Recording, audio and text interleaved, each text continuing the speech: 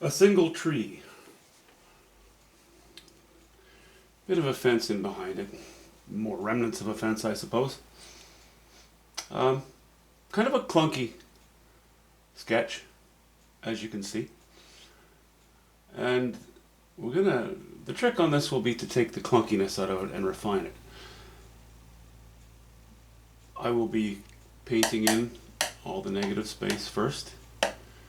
And it's during that process that I'm going to try to make this appear to be a little less controlled.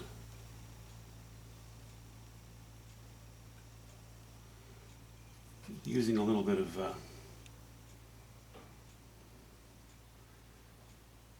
CAD Red Medium and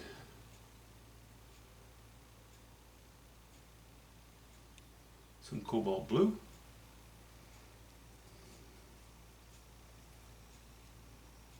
Some white.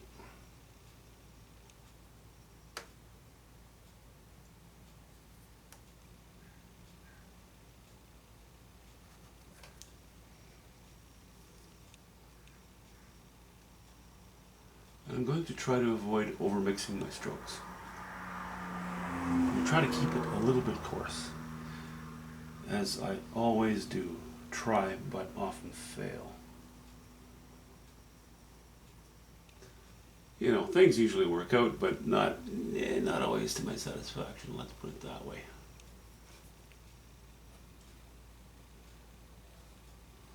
Behind here, we're going to suggest more or less a row of trees. The focus is not going to be on that row of trees. The focus will be really on the tree shape.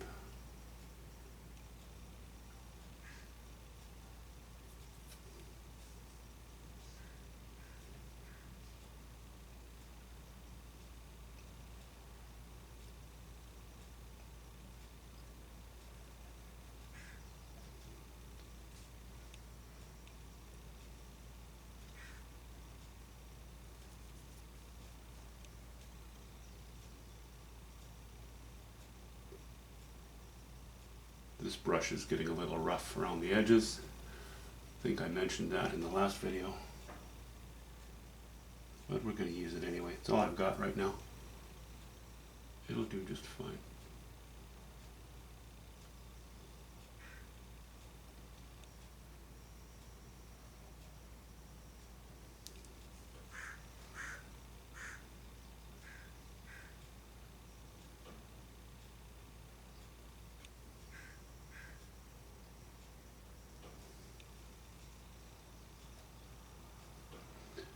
Filling in those squares and triangles and other things.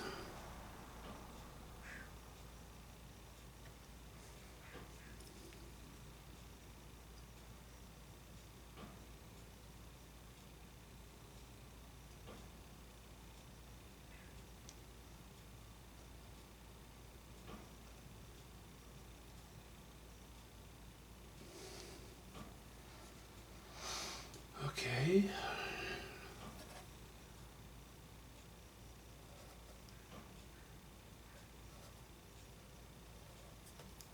So jump there.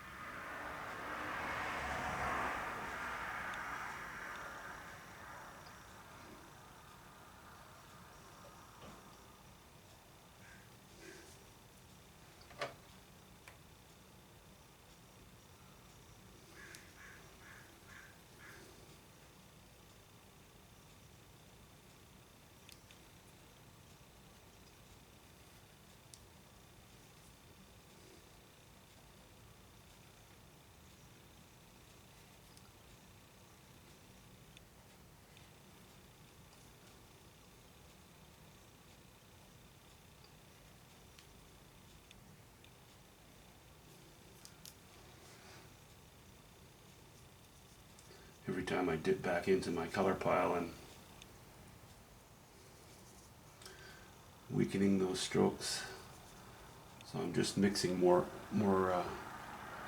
white, sometimes a little more red, sometimes a little more blue into it, into my mix pile, because I want, as I said, to keep these strokes varying a little bit. Okay, I'll go drop the value a little bit.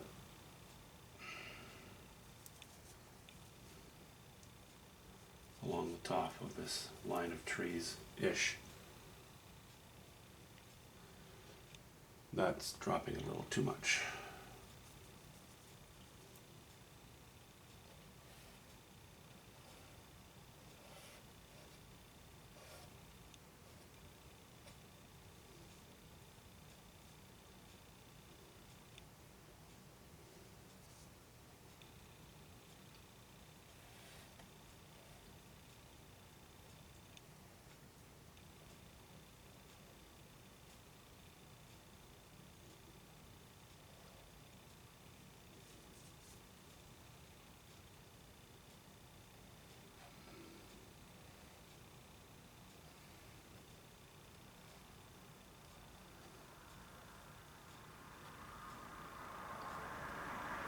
A few dark strokes in there as well. Okay. Now we'll lighten our value again a little. Now I'm dipping into the alizarin crimson.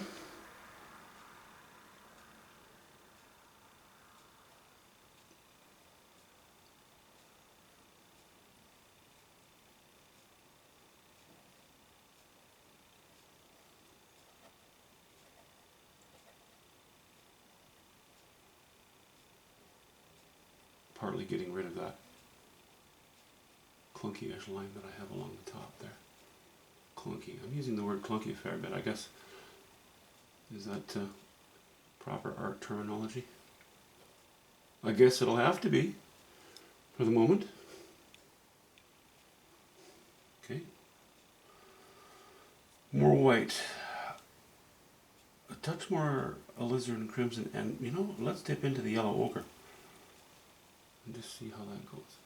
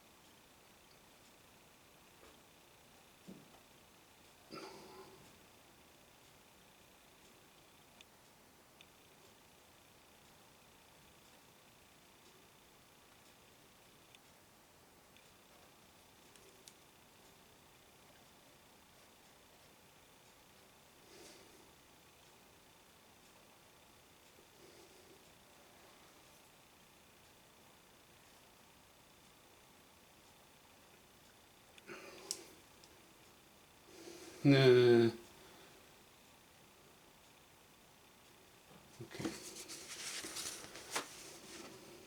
That's a little...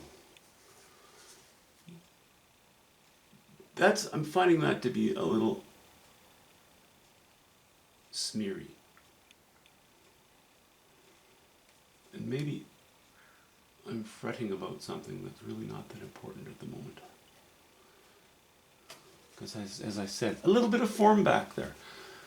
A little bit of color, a little bit of interest, but don't want to overdo it. Yeah, you know, I think I'm going to leave that for the moment.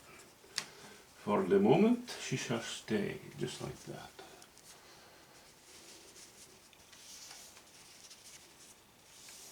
Let's get rid of that color. Give my palette a wipe.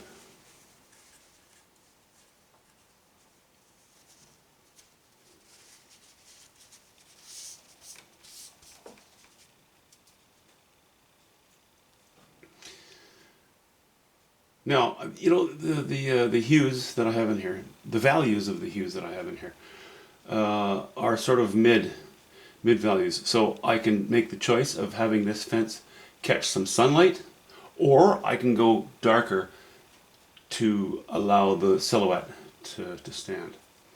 We'll see how that goes. Not sure yet.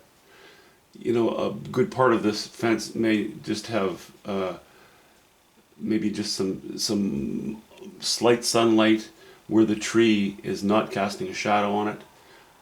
I could put sunlight. No, I won't put sunlight on the whole thing. Likely, I think it's going to be mostly silhouette.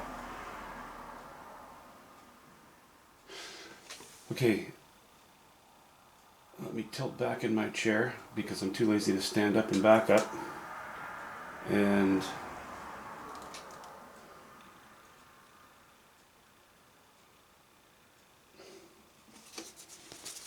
maybe what we can do is, that's a very blue chunk right there.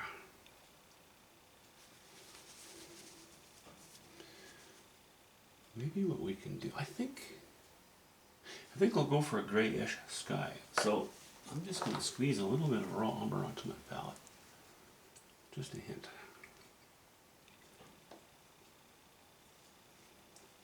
And titanium white.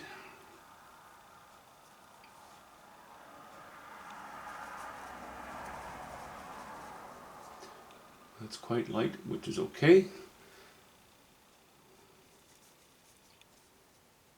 We'll just dip into our cobalt blue just to go even cooler with our gray. How's that gonna look? It's okay, but it's not light enough. The value just dropped a little more than I would prefer it, than I would like it to. A bit of blue will go in the direction of green, I guess, with a little bit of yellow ochre in there.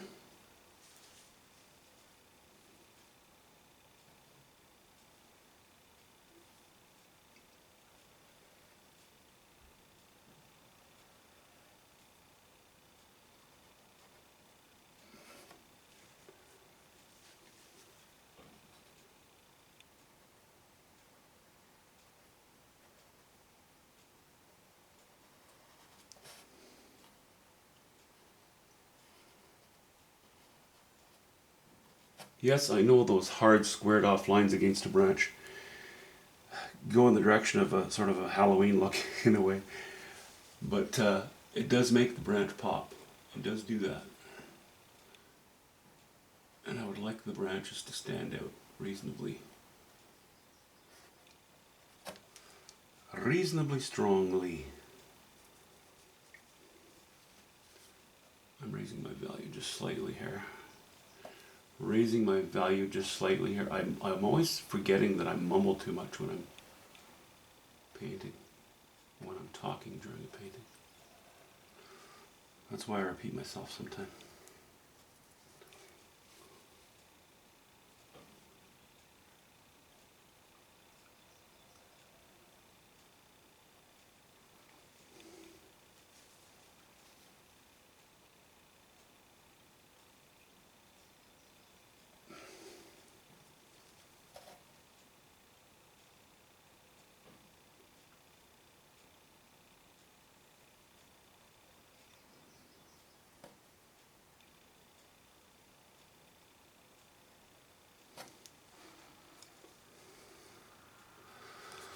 I need to add a little bit of white to my palette. Small painting, I'm working with very small piles. Prefer not to let paint dry on my palette. I know there are tricks you can use to slow it down or to prevent it. All those little tricks also have their drawbacks though.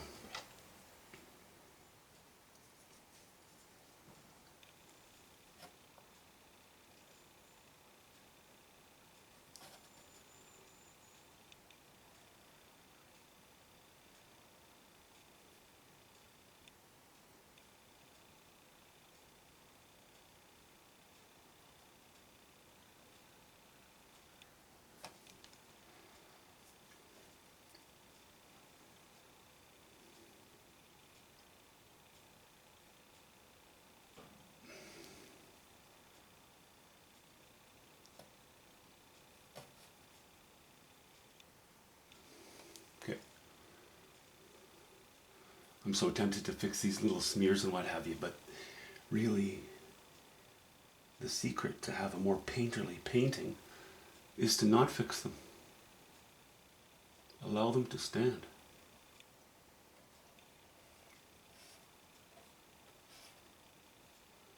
Well, that's one of the secrets.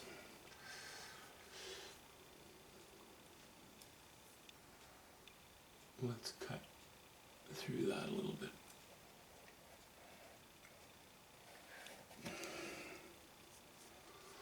Let's do the same thing on this side so that we have a color reference on the back side as well as the front. Okay, a little more raw umber.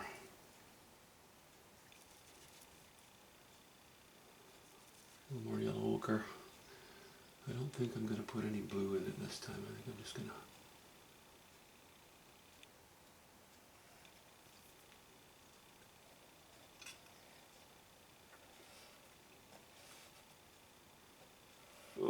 junk, junk, junk. I hate all that junk in my paint.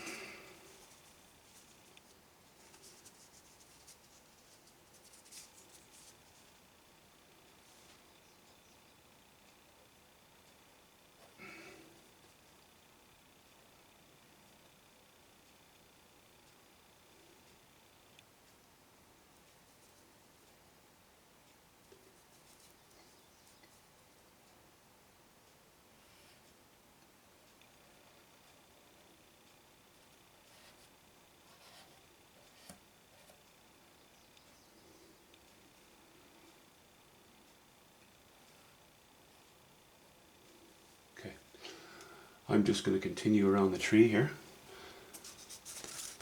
doing what I'm doing, and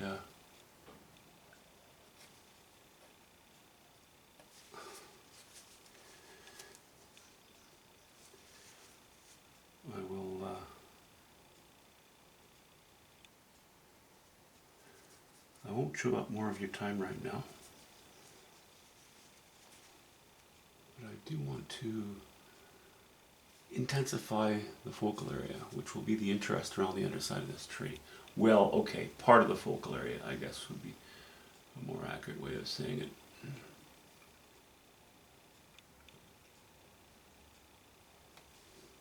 So we're just going to go to a little bit of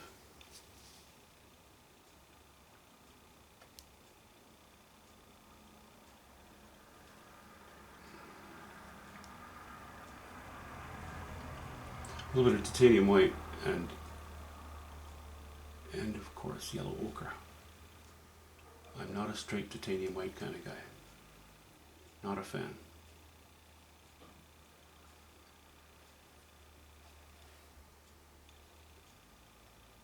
I think I've mentioned that before, and then the reason being I just find it cold.